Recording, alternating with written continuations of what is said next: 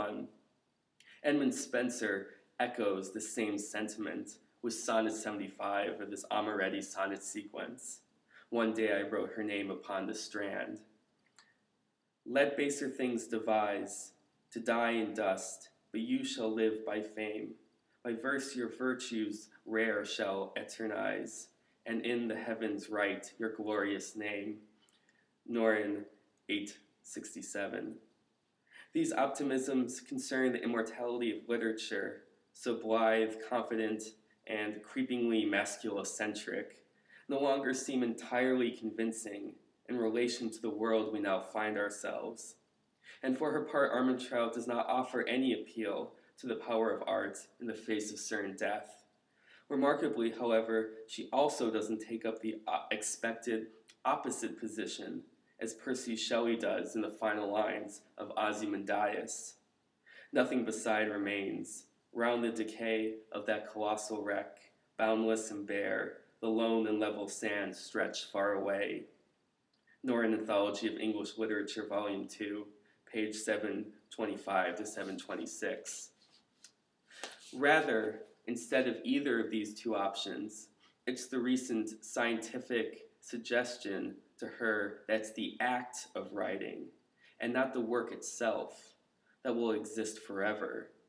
That if a telescope was built powerful enough that we could witness light reaching us for the first time that stretched all the way back to the beginning of the universe, from the first moment of the Big Bang. Likewise, with a powerful enough telescope far enough out in the universe, the lines, if you watch me, from impending distance, increasing distance, one can zoom in and witness any point in the history of Earth from any place in the universe, including the very act of Ray Armantrout sitting at a desk and writing this poem.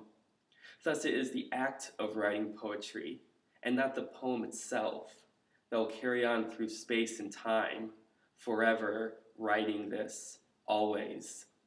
Through this meditation on scientific fact, we find it is the action of poetry, the act of artistic expression, rather than art itself, that is anchored in immortality and allows her to find a resolve to continue in the face of all but certain death.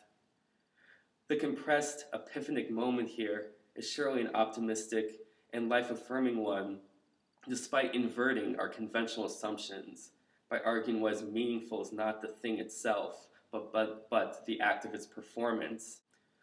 But when analyzed further, however, the optimism we originally read in this line seems to be inverted again and seems to raise more questions, as ultimately the collective result of our actions do not ultimately add up to even a drop of dew, and it assumes that there is in fact something or someone further out in the universe that can and will observe the light that records our lives bouncing endlessly through the universe.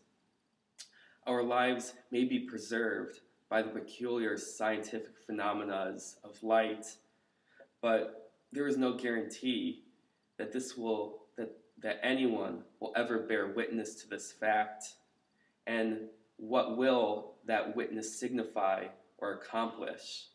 It is knowable that each stanza of Anchor is punctuated by a partial or full end stop.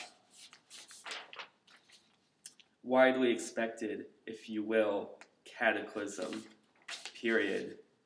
Things I'd say, am saying to persons no longer present, period. Yards away, trim junipers make their customary bows, period. Oh, no thank you to any of it, period. If you watch me from increasing distance, I am writing this, always. But in that last stanza, the final word, always, hovers at the end of the line without caesura, without closure, unanchored, a final nagging doubt. Like Issa in his Dewdrop world, the unworldly epiphany that ends Anchor is consolation that does not console, but only leads us to more complications, more questions, and more meditation, equal parts doubt and wonder at this reality we seem to find ourselves within. Thank you.